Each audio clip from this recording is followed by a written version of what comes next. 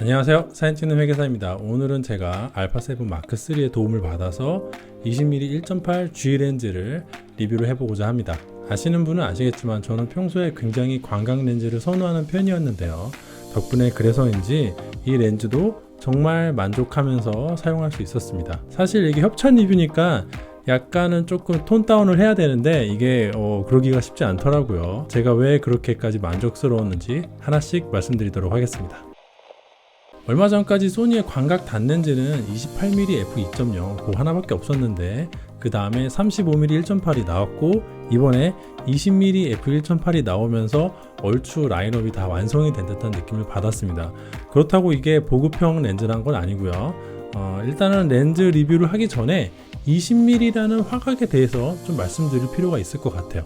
많이 사용하시는 35mm랑 비교를 해보면요, 이게 35mm일 때 20mm에서는 이 정도입니다. 느낌이 대충 오시죠? 하나만 더 해볼게요. 일반적인 카페에서 서로 마주보고 있는 상황인데 이게 35mm라면은 이게 20mm입니다. 굉장히 넓죠? 이게 때로는 편할 수도 있고 불편할 수도 있어요. 이게 24mm보다 더 넓은 초광각 렌즈인데요, 사용상의 난이도가 있는 것은 분명하지만 1635 같은 렌즈 활용할 때 은근히 많이 활용하는 게 20mm예요.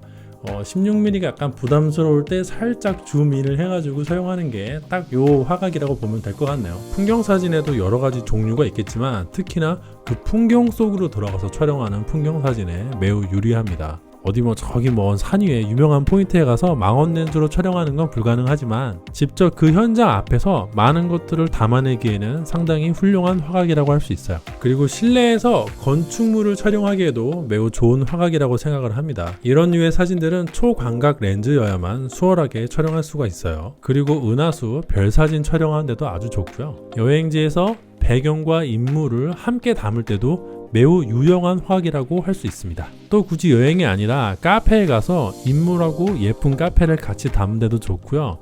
당연히 실내에서 인물 사진을 찍을 때도 제격이라고 할 수 있죠. 즉 여행용으로나 인물용으로나 전천후로 활용이 가능한 그런 렌즈라고 봅니다. 특히 블로거 분들한테는 퍼펙트한 렌즈가 아닐까 생각이 되네요. 맛집에 가서 가게 외부나 실내 전경을 담는 데도 좋고요. 무엇보다 사람하고 음식을 같이 촬영할 때 매우 수월하게 찍을 수가 있습니다. 자, 다만 이게 광각 렌즈다 보니까 촬영할 때 구도 잡기가 어려울 수 있거든요. 그럴 때는 포토샵에서 간단하게 업라이트를 조정해 주시면은 이렇게 반듯하게 촬영이 됩니다. 실제 현장에서 촬영하실 때 요거를 반듯하게 촬영하는 건 거의 불가능에 가깝거든요. 근데 보정을 할 때 이 정도 하면은 수월하게 조절할 수 있다는 거. 그 다음에 인물 촬영하실 때는 여러 가지 이유 때문에 구도가 이상할 수는 있어요. 공간이 협소하다거나 더 다가가면은 인체 비율이 이상해진다거나 그럴 때는 간단하게 크롭을 해주시면 됩니다. 먼저 업라이트 한번 잡아보자면은 여기 가서 오토 매기면은 이상해지죠. 이러면 안 돼요. 이런 거는 그냥 수평만 잡아주시고요. 그 다음에 간단하게 크롭을 통해서 필요 없는 부분 이렇게 잘라내 주시면 될 것 같아요. 네, 이 정도 자르면 될 것 같네요. 약간 이런 사진도 있는데 관광지 같은 데 가면 더 이상 다가갈 수가 없거든요. 그럴 때는 20mm 렌즈로는 이렇게 좌우에 쓸데없는 영역이 담기는데 이런 것도 역시 그냥 이렇게 크롭을 해주시면은 깔끔하게 정리가 되죠. 네, 이 정도만 해도 아까보다는 훨씬 낫네요. 즉 20mm가 어렵지만 보정할 때 살짝 트리밍을 한다고 생각을 하시면은 훨씬 수월하게 촬영하실 수가 있어요. 전반적인 스펙을 보자면은 일단 12군 13회의 광학 구성을 가지고 있고요. AA 고급 비구면 렌즈는 앞과 뒤에 하나씩, 저분산 2D 렌즈는 앞과 중간에 총 3매가 들어가 있습니다. 고급 렌즈가 잔뜩 들어있다는 뜻이죠. 렌즈 구경은 67mm로 나름 컴팩트해서 필터 가격을 절약할 수 있고요. 무려 조리개 링을 제공하고 조리개도 9매 원형 조리개로 최고 수준의 스펙에 F16이 아니라 F22까지 조여집니다. 조리개는 최강 스펙인 것 같네요. 조작 버튼은 사용자 설정이 가능한 초점 고정 버튼이 있고 AF, MF 조절이 가능한 초점 모드 스위치에 조리개 클릭 스위치가 있습니다. 조리개 클릭을 걸면 조리개가 3분의 1 스텝 단위로 딱딱 걸리면서 변하고요. 클릭을 풀면 부드럽게 움직입니다. 사진을 촬영하실 때는 조리개 클락을 걸어서 이렇게 딱딱딱딱 사용하시는 게 좋고요. 동영상 촬영을 하실 때는 클락을 풀어서 미세하게 조정을 하거나 또 소음을 미연에 방지할 수 있습니다. 무엇보다 무게가 373g으로 400g도 되지 않은 컴팩트함을 자랑해서 알파7 마크3와 함께 사용하면 바디와의 균형이 상당히 괜찮습니다. 또 고급 렌즈들 같은 경우에는 앞으로 갈수록 대물 렌즈로 갈수록 렌즈가 점점 이렇게 계단식으로 커져가는 디자인을 많이 채용하고 있습니다. 대구경 렌즈다 보니까 어쩔 수가 없죠. 하지만 개인적으로는 그런 디자인을 별로 선호하지 않아요. 못생겨 보이거든요. 반면에 이 렌즈는 꽤나 절제되어 있으며 후드의 모양도 균형미가 있어서 소니 풀프레임 바디와 정말 잘 어울린다고 봅니다. 일단 잡았을 때 손이 편하면서 느낌이 좋아요. AF의 경우에는 빠르고 조용해서 충분히 신뢰할 수 있었습니다. XD 리니어 모터가 거의 구동 소음이 없더라고요. 조용하죠? 동영상을 녹화할 때 내장 스피커에 녹음되는 정도는 이 정도입니다.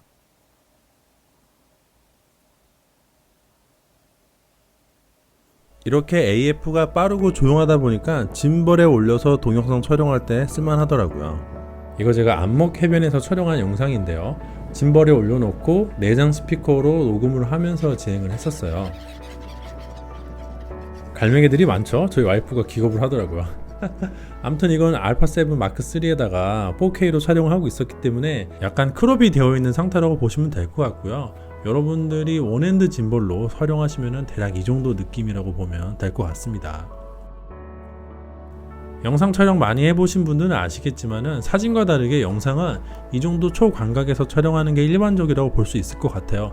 물론 촬영 목적에 따라 다르긴 하지만은 이렇게 짐벌에 올려놓고 전경을 담는 형태면은 24mm 이하의 초광각이 좀 더 활용성이 높다고 할 수 있어요. 그리고 동영상 같은 경우에는 크롭을 했을 때 화소에서 손해를 보는 면이 굉장히 적습니다. 슈퍼 35mm 같은 경우에도 내가 풀 HD로 설정을 해놨으면 풀 HD로 촬영이 되고요. 내가 4K로 해놨으면 4K로 촬영이 되죠. 크롭이든 아니든 간에 내가 설정한 대로 어쨌든 화소에서는 손해보는 게 없습니다. 물론 출력 방식이 변하면서 화소 말고 화질에서 손해보는 경우는 있겠지만 그건 솔직히 엄청 확대를 해보지 않는 이상 잘 알아차리기가 힘들기 때문에 20mm라는 화각은 이렇게 전체 광각으로 활용할 때도 효과적이고 슈퍼 35mm에서 4K로 녹화를 한 다음에 화면의 일부분을 크롭해서 풀 HD로 출력을 하면요 표준 렌즈까지도 넘볼 수 있는 아주 매력적인 화각의 렌즈라고 할 수 있습니다.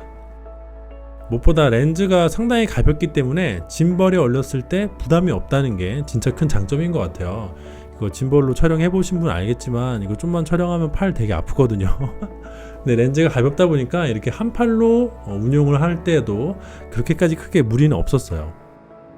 그리고 이런 식으로 브이로그 셋업을 할 수가 있어요. 꽤 귀엽죠. 위에는 마이크 장착을 하고 밑에는 브이로그 그립을 다는데 요즘에는 이거 말고 좀 신형이 나와서 무선으로 할 수 있고요. 뭐 무선이든 유선이든 어쨌든 간에 충분히 무게를 지탱할 수가 있고 딱 들었을 때 굉장히 가볍습니다. 일단은 이게 가벼워야 이게 팔을 들고 다닐 수 있잖아요. 그리고 아까도 말씀드렸다시피 이게 20mm다 보니까 굉장히 화각을 구성하기가 편합니다. 24mm만 되어도 조금 좁은 느낌이 들 수가 있거든요. 그리고 조리개도 f1.8이니까 뒷 배경을 굉장히 쉽게 블러 처리를 할 수가 있어요. 이게 브이로그 촬영하다 보면은 배경에 저 말고 다른 행인들이나 다른 피사체가 나오면은 그걸 블러 시킬 수 있다면 굳이 모자이크 처리 안 해도 되는 순간도 있으니까 굉장히 큰 장점이라고 할 수 있거든요.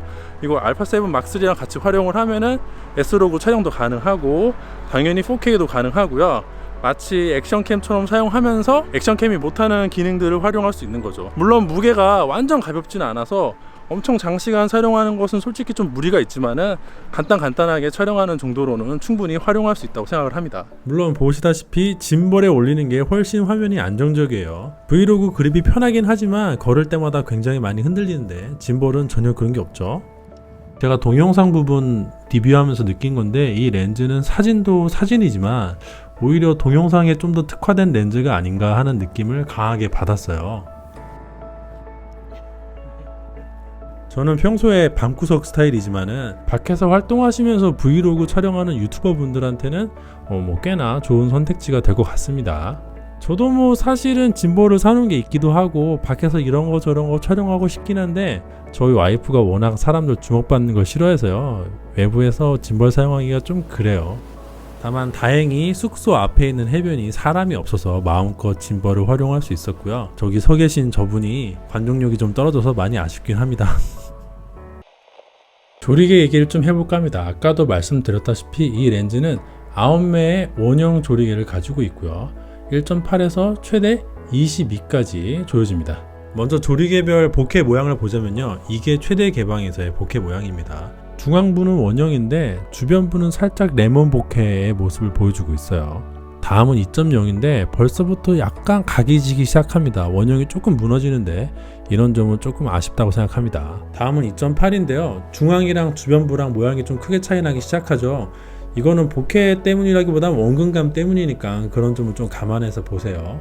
다음은 4. 초반에 빨리 각진 것 치고는 4까지도 원형이 잘 유지되는 약간 뭐 그런 느낌입니다. 다음 5.6, 이제 복회가 점점 사라지려고 해요. 다음은 8, 복회가 사라졌습니다. 그 다음은 11, 계속해서 16, 마지막 F22. 여기까지 오니까 이제 막 빛이 갈라지기 시작을 하네요. 이 렌즈로 인물을 촬영할 때 어느 정도 배경이 흐려지는지도 한번 보여드리도록 할게요. 이게 상당히 근접해서 촬영할 때 이 정도고요. 반면에 상반신 정도 나올 때는 이 정도 배경이 블러 처리가 됩니다. 그 다음에는 무릎 정도 슬슬 배경이 이제 블러가 잘 안 되기 시작을 하죠. 그 다음엔 전신, 이 정도면은 배경이 블러 처리가 됐다고 말하기 조금 어려운 수준이라고 보면 될 것 같네요. 복회 테스트에서는 복회 모양이 원형을 조금 유지하지 못했지만 실제 촬영을 할 때 보면 그게 그렇게까지 티가 나진 않아요.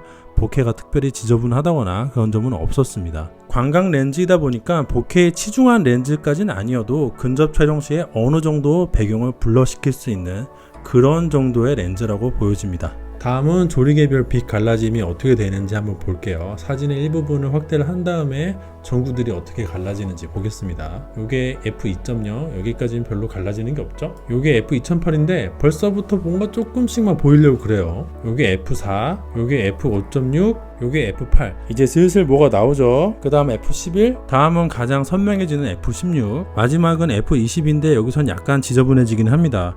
뭐 사람마다 생각은 다르겠지만 제가 보기에는 끝단이 퍼지지 않고 모이려고 하는 게 그래도 조금 예쁜 편인 것 같긴 합니다. 원형 조리개를 채택했다고 하는데 개인적으로는 왠지 복회보다는 빛 갈라짐이 좀 더 예쁜 듯한 느낌을 받았어요. 보통은 이 반대거든요. 약간 묘한 렌즈네요. 그리고 조리개가 f1.8까지 개방이 되다 보니까 별 사진이나 은하수 사진 찍는데 매우 효과적입니다.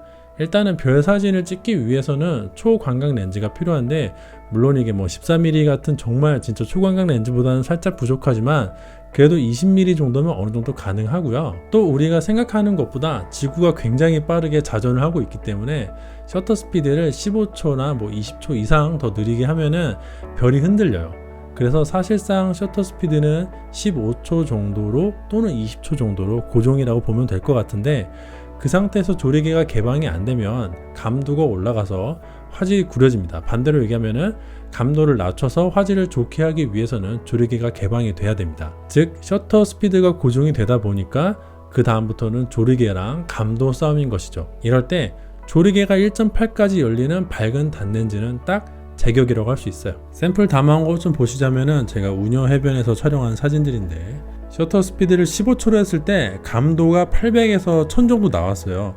이 정도면 매우 준수하다고 보여집니다. 이게 평소처럼 제가 광각 줌 렌즈 들고 가서 촬영을 했으면은 화각은 좀 더 넓게 잡았겠지만은 조리개가 f2.8까지 밖에 개방이 안 되니까 감도가 2500이나 뭐 그 이상으로 올라가야만 했겠죠. 2500이랑 1000, 한 800은 느낌이 많이 다르잖아요. 또 이런 밝은 광각 단렌즈에서는 코마 수차 잡는 게 굉장히 중요한데요. 촬영된 샘플을 봤을 때 특별히 코마 수차가 보이진 않았습니다. 잘 잡혀있는 거를 확인할 수가 있었어요. 렌즈 리뷰니까 해상력 테스트도 빠질 순 없겠죠? 이렇게 생긴 해상력 차트 많이 보셨죠? 여기에서 중앙부랑 오른쪽 아래 주변부 일부를 확대를 해서 보여드리도록 할게요. 이게 최대 개방일 때인데 주변부는 살짝 소프트한 느낌이 들긴 들어요. 그렇지만 중앙부는 최대 개방임에도 불구하고 꽤 컨트라스트가 높은 편이라고 생각을 하네요. 요건 f2.0이고 전반적으로 최대 개방이랑 그렇게 큰 차이는 없습니다. 요건 f2.8이고 주변부가 많이 올라오기 시작을 했어요. 다음은 f4. f4에서 피크를 친다고 보면 될 것 같네요. 생각보다 피크가 일찍 오고 이게 꽤 유지가 됩니다. 다음은 5.6인데 별로 코멘트 할 건 없고 F8도 그렇게 뭐 코멘트 할 건 없어요. F11에서도 잘 버티고 있고요. 이제 16을 찍으면은 약간 그 회절의 냄새가 나기 시작합니다. F22가 되면 확실하게 회절이 와서 주변부는 조금 많이 흐릿해지는 걸 알 수 있어요.